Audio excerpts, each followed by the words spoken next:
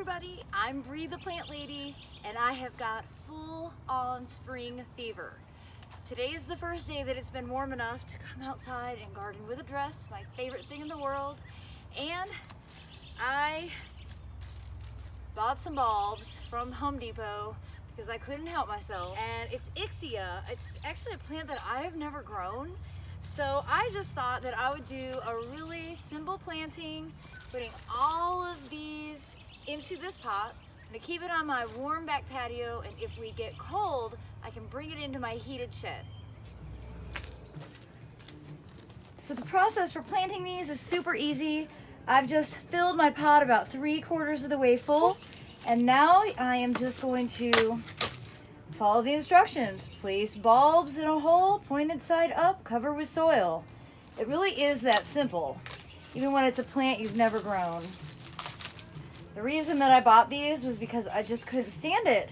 They are already developing new growth, and I just decided I needed it. I'm a sucker.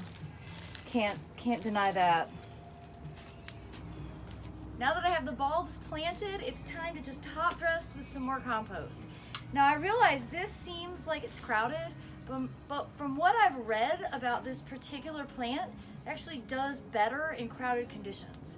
So this is another great experiment. I love that I'm growing something I've never grown before. And the process here is quite simple. I'm basically covering up all that new growth and just gonna level that out. And because I have frost-free weather, for the forecast at least, I'm gonna be able to just set this out here on my sunny west-facing brick patio. Now this is a really special microclimate because I've got the house that protects everything here in addition to the heat sink of the brick. But if we get cold, I can just bring it right in here into my heated shed. So this is kind of my approach to getting a jump start for the warm season ahead. And I hope you'll be inspired to do the same. Thanks so much for watching, and I'll be sharing updates.